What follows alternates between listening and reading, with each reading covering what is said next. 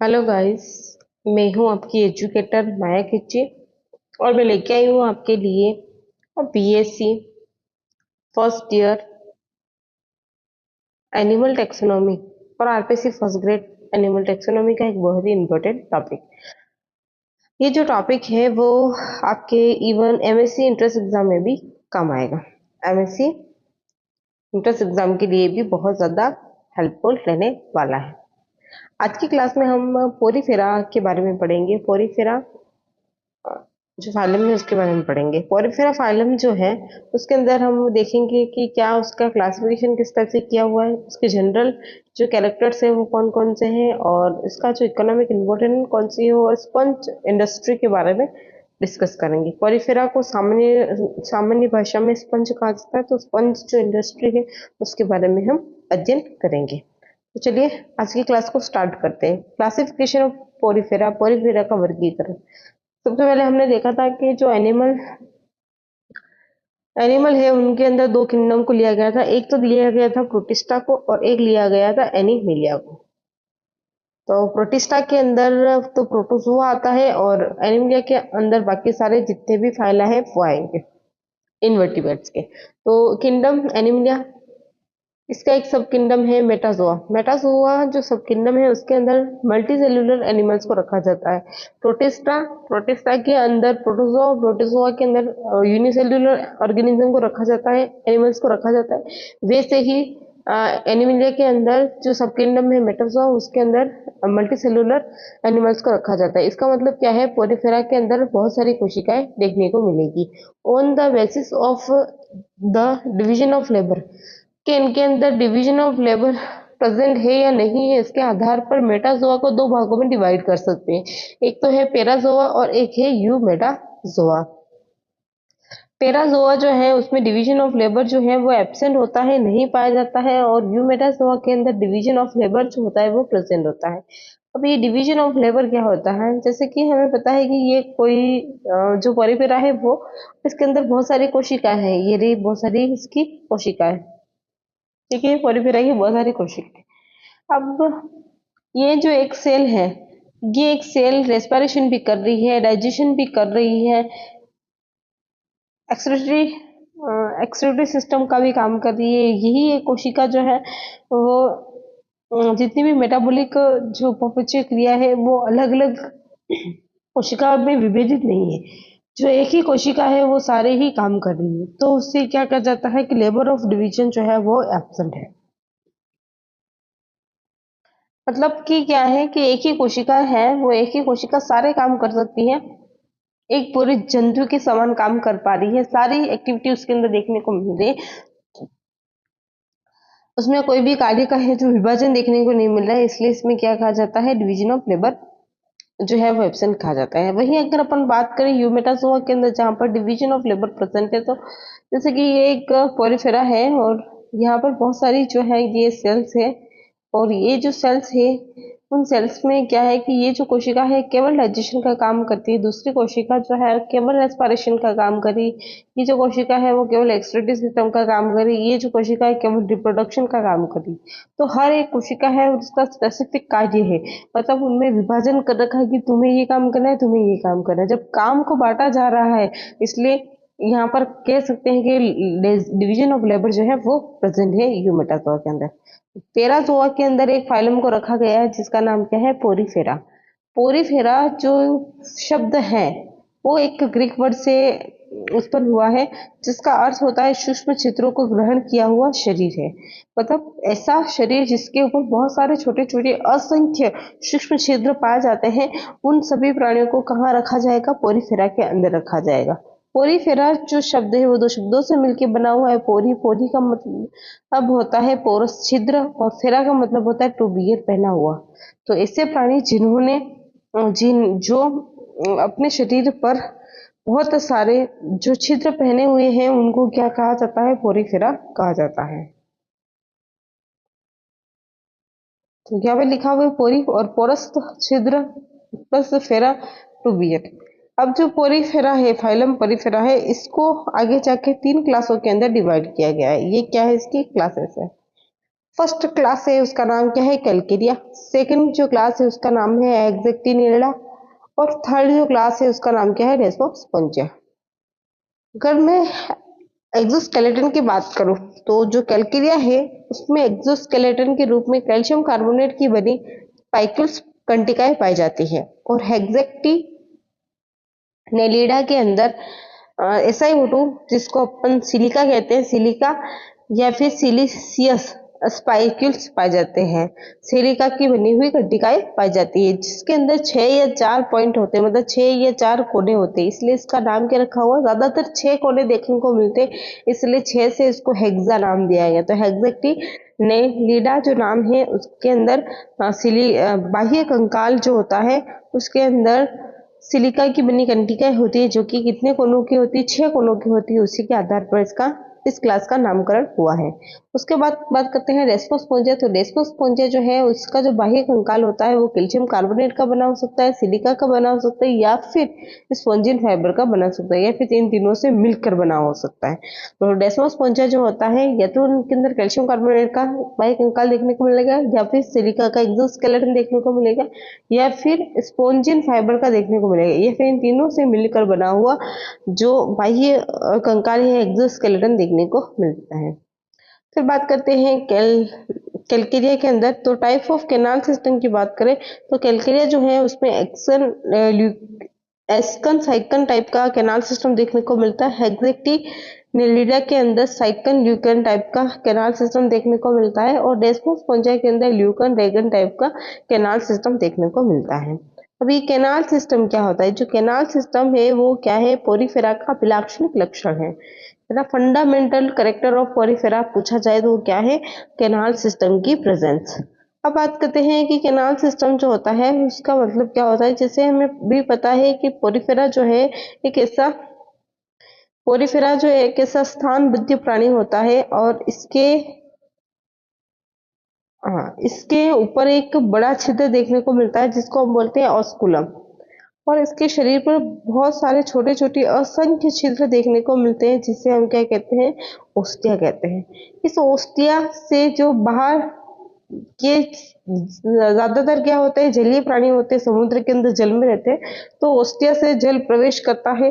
फिर यहाँ पर एक गुहा पाई जाती है जिसको बोलते हैं स्पोंजोसिल। स्पोंजोसिल में जो है वो जल जाता है और उसके बाद वापस से ऑस्कुलम के द्वारा वापस ये बाहर ये इन्वायरमेंट में फेंक दिया जाता है। वापस से क्या होता है, ओस्टिया के द्वारा वही जल शरीर के अंदर जाता है और स्पोंजोसिल गुहा के अंदर जाता है, और फिर ऑस्कुलम के द्वारा शरीर से बाहर फेंक दिया जाता है। तो ये जो एक पूरा साइकिल बन रहा है इसी को क्या कहा जाता है, कैनाल सिस्टम कहते हैं। कैनाल सिस्टम पोरीफेरा में क्यों इंपॉर्टेंट है, तो कैनाल सिस्टम के द्वारा ही इनके अंदर एक्सक्रीटरी सिस्टम, मतलब एक्सक्रीटरी सिस्टम का काम होता है। यही जो होता है डाइजेस्टिव सिस्टम के रूप में काम करता है। यही जो होता है रिप्रोडक्शन में भी मदद करता है। यही जो होता है इसके द्वारा ये जो है पोरीफेरा की सभी मेटाबॉलिक जो एक्टिविटीज होती है वो हो जाती है। सभी अपचय क्रियाएं जो है कैनाल सिस्टम के द्वारा ही होती है, चाहे वो रेस्पिरेशन हो, श्वसन हो, चाहे उत्सर्जन हो, चाहे पोषण हो, सारी जो मेटाबॉलिक अभिक्रिया है वो किसके द्वारा होती है, कैनाल सिस्टम के द्वारा होती है। अगर हम डायरेक्टली समझने की बात करें तो एक्सटर्नल जो है वो इन्वायरमेंट है और उसके अंदर क्या पाया जाता है, H2O पाया जाता है। ये H2O ओस्टिया के द्वारा शरीर के अंदर प्रवेश करता है और उसके बाद ये कहा जाता है स्पोंजोशिल गुहा के अंदर जाता है। स्पोंजोशिल गुहा से ऑस्कुलम के द्वारा क्या होता है, शरीर से वापस से बाहर निकल जाता है। ये जो एक पूरा सिस्टम बना है उसको क्या कहते हैं, कैनाल सिस्टम कहते हैं।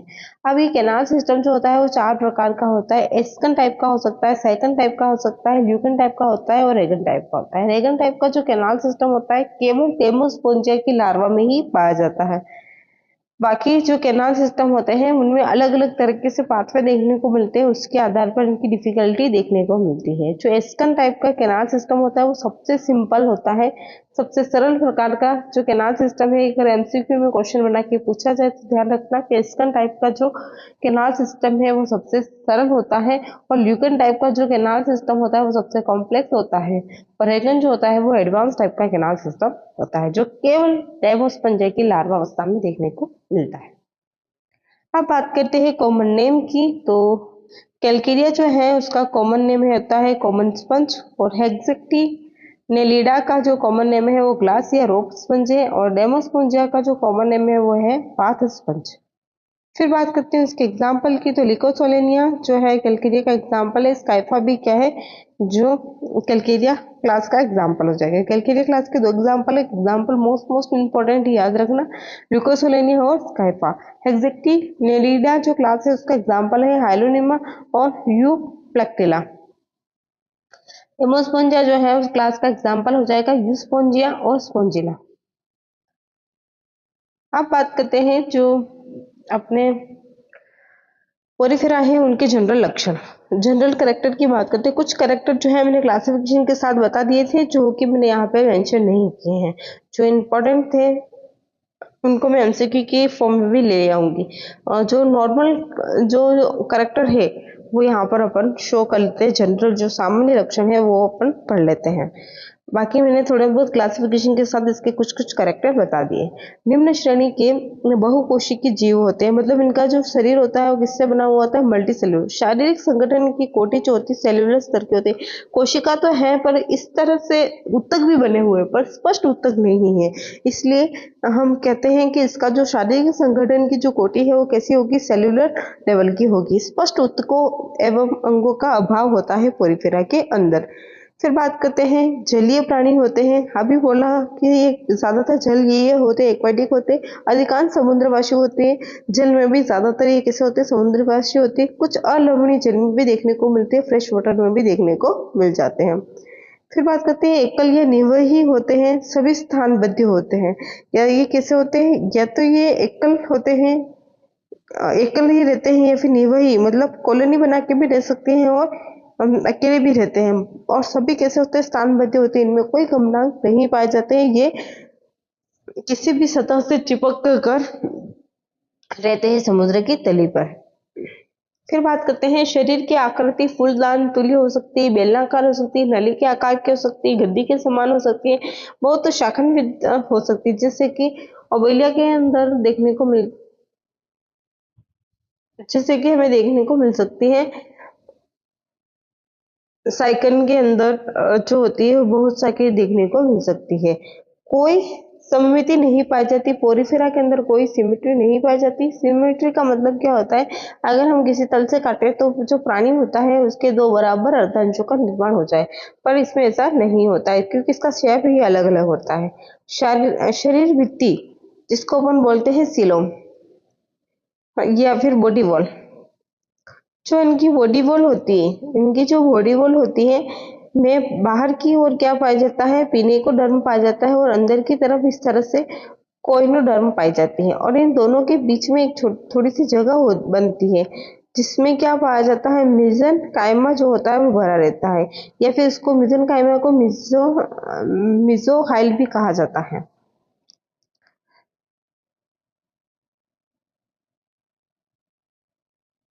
और ये जो होते हैं कोइनोस डर्म जो होते हैं वो सिलिएटेड होते हैं, इनमें गति देखने को मिलती है।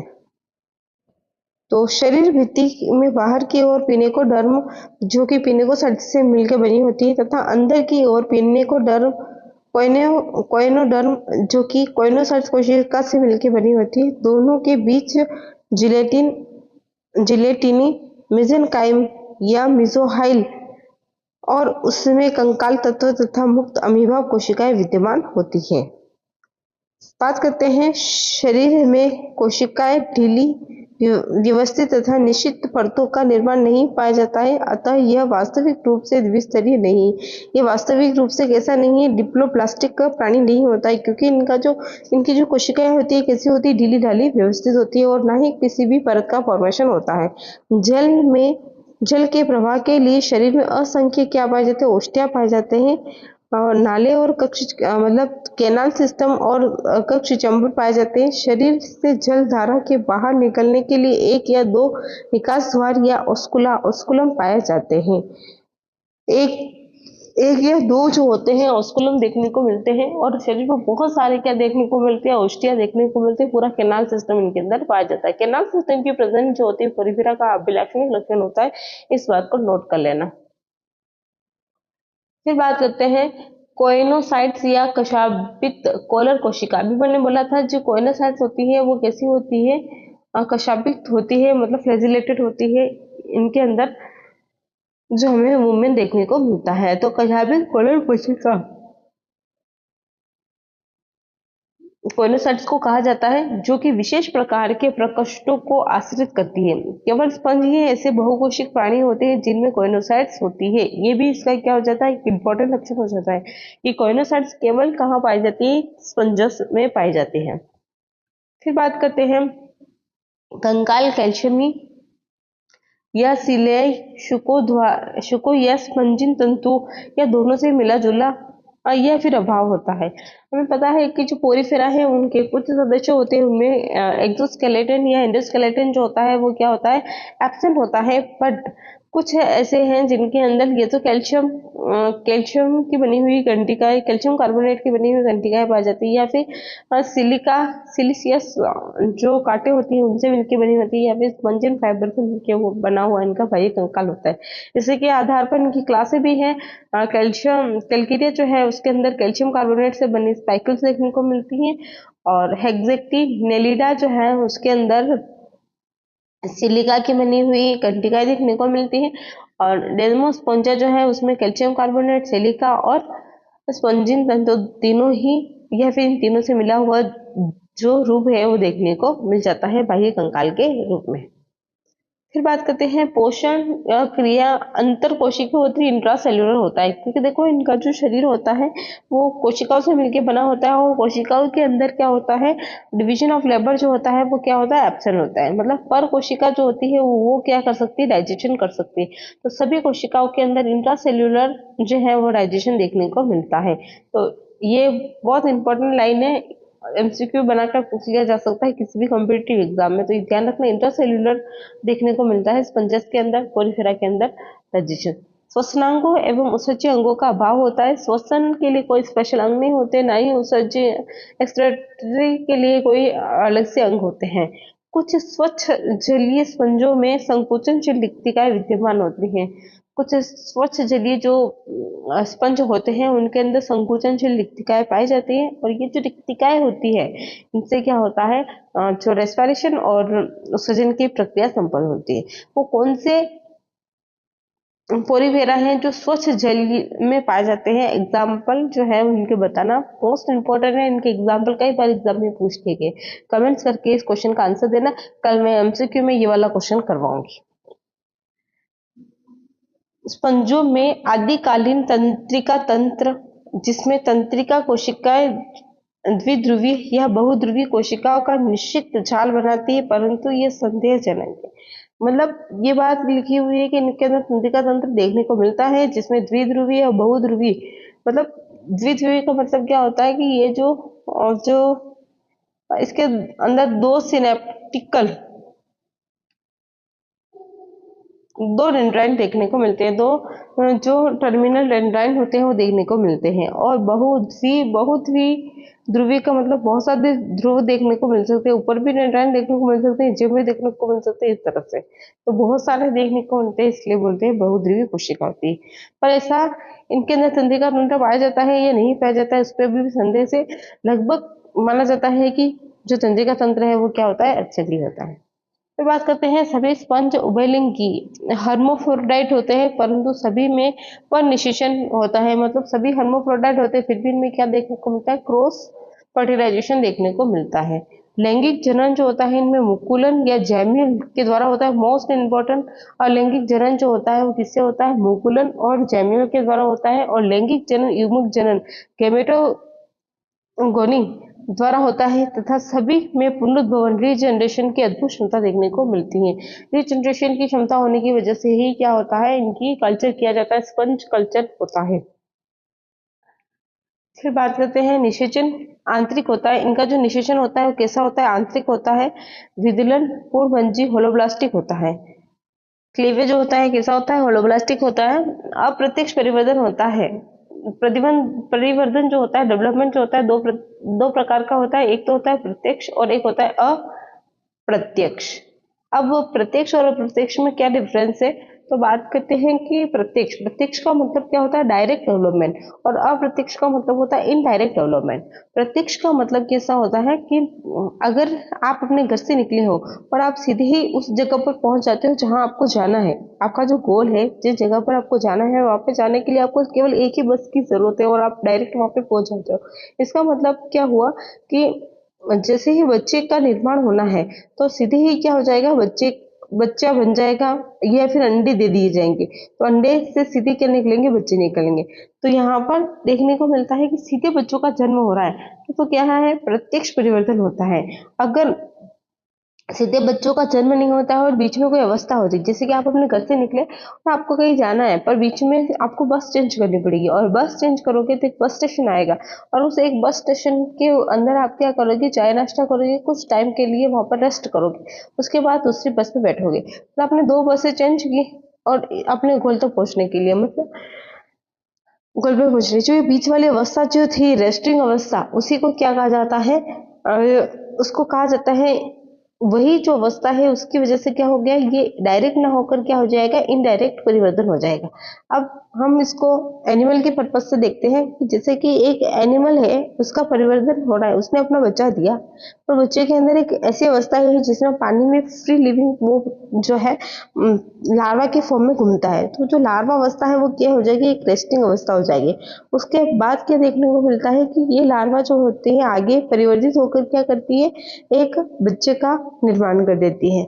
तो इस प्रकार हमें देखने को मिलती है कि अप्रत्यक्ष परिवर्तन के अंदर लार्वा प्रेजेंट होता है और प्रत्यक्ष परिवर्तन के अंदर कोई लार्वा प्रेजेंट नहीं होता है।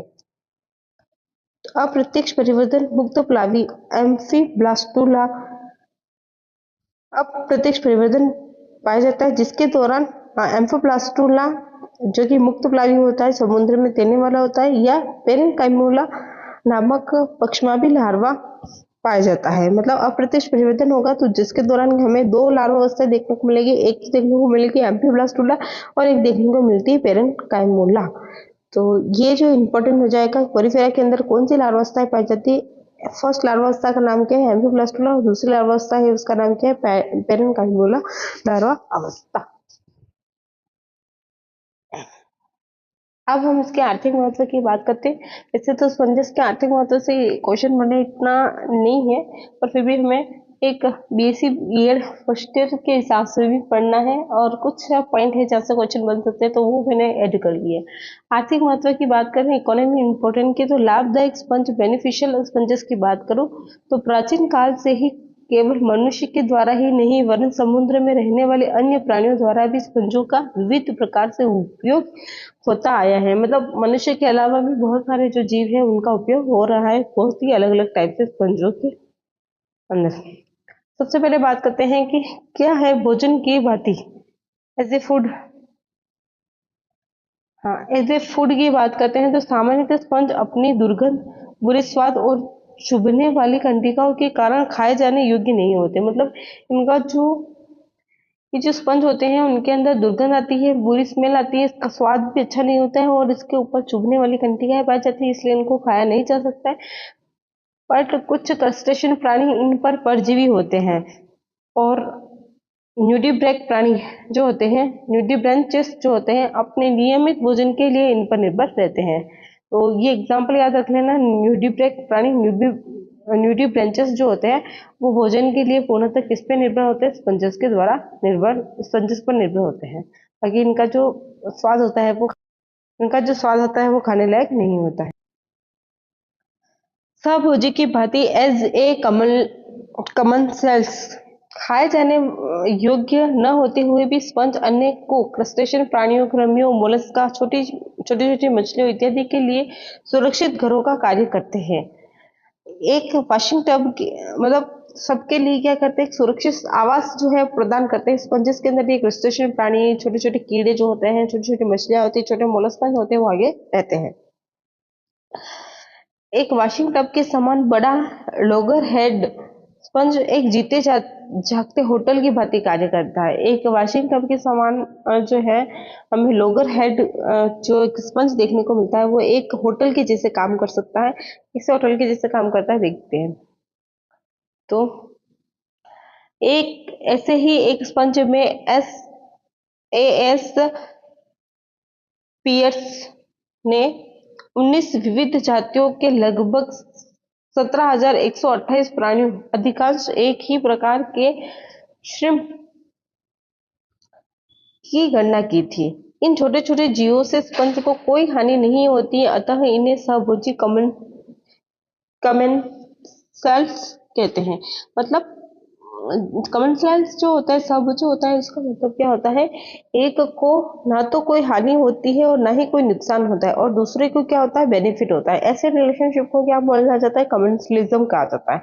बस पंच जो है, ना तो उनको हानि हो रही है, ना ही इनको कोई लाभ हो रहा है, भाई इनको कोई लाभ हो रहा है इनके अंदर रहने से। पर जो दूसरे जो छोटे मोटे प्राणी है, जैसे कृष्ण प्राणी है, छोटी मछलियां हैं, वो जो इनके शरीर पे आकर इनको आवास मिलता है, इनसे क्या हो रहा है, उनको आवास मिल रहा है, उनको एक जगह मिल रही है रहने के लिए, तो उनको ये लिए क्या है, प्लस पॉइंट है, उनको इस चीज का लाभ मिल रहा है। तो ये इस तरह से इनमें सहभोजी रिलेशनशिप देखने को मिलता है।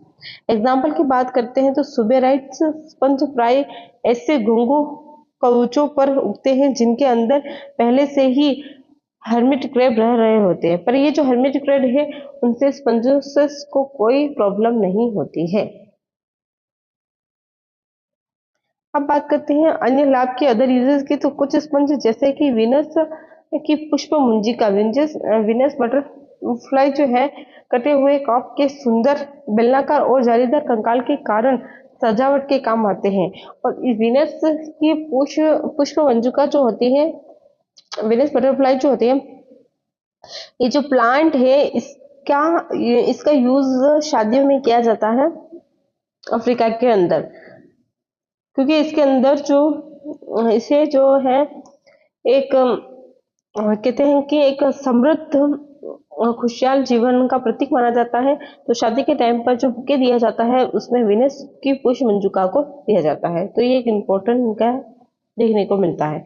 उसके बाद बात करते हैं हानिकारक स्पंज, हार्मफुल स्पंजेस की बात करते हैं तो क्लियोना के समान बेदक स्पंज अपने आप को एस्ट्रोक्लोम और बार्निकलो इत्यादि के कवचों से संलग्न कर लेते हैं और उनको भेद कर इनमें इतने अधिक छेद कर देते हैं कि उनके अंदर के जंतु नष्ट हो जाते हैं, और एक समय ऐसा आता है कि कवच भी बिल्कुल टूट जाता है। मतलब कुछ स्पंज होते हैं वो क्या करते हैं, ऑस्ट्रोक्लेमो और बार्नेकुलो के जो कवच होते हैं उनमें छेद बना लेते हैं, और छेद बनाकर उसके जंतुओं को भी नष्ट कर देते हैं और कवच को भी तोड़ देते हैं। तो ये एक हानिकारक इनपुट देखने को मिलता है। कुछ स्पंज विषैले जो स्त्राव होते हैं, विषैले स्त्राव उत्पन्न करते हैं तथा तीक्ष्ण दुर्गंध छोड़ते हैं अथवा तीक्ष्ण कंटिकाओं से दंश करते हैं। कुछ जातियां स्पर्श किए जाने पर विषैले आईवी पौधे के समान ही भयंकर परिणाम उत्पन्न करती है। मतलब जो आईवी पौधा होता है वो जिस तरह से विषैला परिणाम देता है, और वैसे ही क्या है, स्पंजों को स्पर्श करने से विष फैल जाता है। तो ये इनका क्या हो जाएगा, हानिकारक इफेक्ट हो जाएगा। उसके बाद बात करते हैं स्पंज इंडस्ट्री की। स्पंज इंडस्ट्री में बात आती है तो स्पंज फिशिंग की बात आती है। स्पंज फिशिंग या स्पंज आखेट के बारे में बात करते हैं तो प्राकृतिक स्पंजों का बाजार में क्रय विक्रय भी अत्यंत होता है, इसलिए स्पंज फिशिंग या स्पंज आखेट, स्पंज फिशिंग आज भी एक बड़ा प्रभावशाली और महत्वपूर्ण उद्योग है। तो ये बहुत ही प्रभावशाली और महत्वपूर्ण उद्योगों के अंदर आता है। प्रतिवर्ष अरबों डॉलर मूल्य के स्पंजों का क्रय विक्रय होता है, जिससे समुद्री तटों पर बहुत से स्थानों पर स्पंज फिशिंग एक बड़ा उद्योग हो गया है। व्यापारिक दृष्टि से हमें स्पंज इंडस्ट्री में कौन से स्पंज है जो इम्पोर्टेंट है उनके बारे में याद रखना। तो 5 स्पंज जो होते हैं वो इम्पोर्टेंट होते हैं, क्योंकि इनका जो ये जो होते हैं डेमोस्पोंजिया के सदस्य होते हैं, और ये जो होते हैं स्पॉन्जिलिडी कुल फैमिली से बिलोंग करते हैं। और इसके अंदर जो एग्जाम्पल में भी खास एग्जाम्पल याद रखना है, एक तो स्पॉन्जिया और या फिर यूस्पोंजिया। स्पॉन्जिया और यूस्पोंजिया जो है वो जो होते हैं, ये जो सदस्य होते हैं वो ज्यादा इम्पोर्टेंट होते हैं। उसके अलावा बात करते हैं कि इनका जो बाह्य कंकाल होता है वो किससे मिलकर बना होता है, स्पॉन्जिन फाइबर देखने को मिलते हैं। स्पॉन्जिन फाइबर इनके बाह्य कंकाल के रूप में देखने को मिलते हैं, और इन स्पॉन्जिन फाइबर का यूज जो होता है नहाने में किया जाता है। ये क्या करता है, शरीर से जो धूल की जो कण होते हैं उनको हटाने में मदद करता है। तो व्यावहारिक दृष्टि से स्नान स्पंज बाथ स्पंज जैसे महत्वपूर्ण है। ये स्पंज स्पॉन्जिआइडी कुल के स्पोंजिया या यूस्पोंजिया और हाइपोस्पोंजिया वंशों के सदस्य होते हैं। ये स्पोंजिया, यूस्पोंजिया और हाइपोस्पोंजिया, ये तीन नाम अच्छे से याद करना। बाथ स्पंज जो होते हैं वो होते हैं व्यापारिक दृष्टि से बहुत ज्यादा उपयोगी, और इन्हीं को स्पंज इंडस्ट्री में यूज लिया जाता है। इस स्पंजों के कंकाल स्पॉन्जिक फाइबर का उपयोग, इन स्पंजों के जो कंकाल होते हैं उनके जो स्पॉन्जिन रेशे का उनमें जो स्पंजिन रेशा होता है उनका उपयोग स्नान करते समय शरीर की से धूल के कणों को हटाने में भी किया जाता है। फिर बात करते हैं स्पंज खेती, स्पंज कल्टीवेशन की। तो स्पंजों में कुंड दोहन की अति अधिक क्षमता होती है। हमें पता है कि बहुत ज्यादा क्षमता देखने को मिलती है। अतः जो भाग अति अधिक स्पंज फिशिंग के कारण अवक्षेपित या स्पंजों से प्राय शून्य हो जाता है, उन्हें फिर से स्पंजों के योग्य बनाने के लिए स्पंज संवर्धन, स्पंज कल्चर किया जाता है। मतलब हमें पता है कि स्पंज इंडस्ट्री के अंदर हम क्या करते हैं, जो स्पंज होते हैं उनके भागों को यूज में लेते हैं। तो क्या होता है कि एक टाइम ऐसा आता है कि ये जो भाग होते हैं वो किसी काम के नहीं रहते हैं। तब क्या करते हैं, स्पंज का कल्टीवेशन करते हैं, ताकि ये जो भाग है वो पुनः क्या हो जाए, विकसित हो जाए और स्पंज होता है वापस से बन जाए, क्योंकि इनके अंदर रीजनरेशन की अद्भुत क्षमता देखने को मिलती है। फिर से अपने जो भाग है वो बना लेते हैं। तो स्पंज कल्टीवेशन इस प्रकार से किया जाता है। आज की क्लास में हमने देखा कि पोरिफेरा का क्लासिफिकेशन क्या था। तो पोरिफेरा के क्लासिफिकेशन हमने ये देखा कि टेराजोआ के अंदर उसको रखा जाता है और उसके अंदर लेबर ऑफ डिवीजन नहीं पाया जाता है। फिर हमने देखा कि जो उसको है 3 क्लासों के अंदर डिवाइड किया था, कैलकेडिया, हेक्सेटिनिडा और डेबोस्पोंजिया। इसमें जो है बाह्य कंकाल जो होता है वो कैल्शियम कार्बोनेट का बना होता है। हेक्सेटिनिडा के अंदर जो बाह्य कंकाल होता है वो इसका बना होता है, सिलिका का बना होता है। और इसके अंदर डेमोस्पोंजिया के अंदर स्पंजिन फाइबर का बना होता है। उसके बाद हमने देखा कि इनका जो कॉमन नाम है, इनको कॉमन स्पंज कहते हैं, इनको ग्लास स्पंज, और इनको क्या बोलते हैं, बाथ स्पंज बोलते हैं। बाथ स्पंज जो होते हैं वो बहुत ज्यादा इंपॉर्टेंट होते हैं, इकोनॉमिक इंपॉर्टेंस देखने को मिलता है इनका, और ये जो है स्पंज इंडस्ट्री में भी यूज आता है। उसके अलावा हमने देखा कि जो इनमें कैनाल सिस्टम जो होता है वो उसमें एस्कन साइकन टाइप का होता है, साइकन ल्यूकन टाइप का देखने को मिलता है, और हेक्सेक्टिनिडा के अंदर और डेमोस्पोंजिया के अंदर ल्यूकन रेगन टाइप का देखने को मिलता है। और रेगन टाइप का जो कैनाल सिस्टम होता है केवल डेमोस्पोंजिया की लार्वा अवस्था में देखने को मिलता है। उसके बाद हमने इसके कुछ जनरल कैरेक्टर पढ़े, जिसके अंदर सबसे इंपॉर्टेंट कैरेक्टर जो है वो है कि इनके अंदर शारीरिक संगठन की कोटि जो होती है वो कैसी होती है, सेल्यूलर लेवल की होती है। इनके अंदर इंट्रासेल्यूलर डाइजेशन देखने को मिलता है। और ये जो प्राणी होते हैं इनमें इनडायरेक्ट डेवलपमेंट देखने को मिलता है, लार्वा अवस्था देखने को मिलती है। लार्वा अवस्था 2 प्रकार की होती है, एक तो होती है एम्फीब्लास्टुला और एक होती है पेरेन्काइमोला। लार्वा अवस्था इनमें पाई जाती है। उसके अलावा जो है इनके अंदर कैनाल सिस्टम पाया जाता है, जो कि इनका अभिलक्षण लक्षण होता है। कैनाल सिस्टम जो होता है 4 प्रकार का होता है, एस्कन, साइकन, ल्यूकन और रेगन। एस्कन सबसे सरल प्रकार का होता है, ल्यूकन सबसे कॉम्प्लेक्स होता है और जटिल प्रकार का होता है, रेगन सबसे एडवांस प्रकार का कैनाल सिस्टम होता है जो डेमोस्पोंजिया की लार्वा में पाया जाता है। उसके अलावा हमने देखा था कि जो स्पंज होते हैं उनके अंदर असंख्य जो छिद्र होते हैं उनको ओस्टिया कहा जाता है, और 1-2 छिद्र जो होते हैं उनको क्या कहा जाता है, उसको लोग कहा जाता है, जिससे जो शरीर से पानी जो होता है वो बाहर निकलता है। और सभी मेटाबॉलिक क्रिया जो होती है जो है वो किससे होती है, जो है कैनाल सिस्टम से होती है। स्पंजों के अंदर जो गुहा पाई जाती है उसको क्या कहा जाता है, स्पंजोसिल गुहा कहा जाता है, जो कि मोस्ट इम्पोर्टेंट है। तो इस प्रकार से हमने इसको पढ़ा। उसके बाद हमने इसकी इकोनॉमिक इंपॉर्टेंस पढ़े, जिसमें कुछ खास इकोनॉमिक इंपॉर्टेंस थे नहीं, पर हमने देखा इनको इकोनॉमिक इंपॉर्टेंस को। तो आज की क्लास जो है बस इतना ही। अगर आपको मेरी वीडियो अच्छी लगी है तो वीडियो को लाइक करें, शेयर करें, कमेंट्स करें। चैनल पर नए हो तो चैनल को सब्सक्राइब करें, बेल आइकन पर क्लिक करें, ताकि मेरी आने वाली हर वीडियो की नोटिफिकेशन आपको मिलती रहे। मिलते हैं नेक्स्ट क्लास में, तब तक के लिए बाय।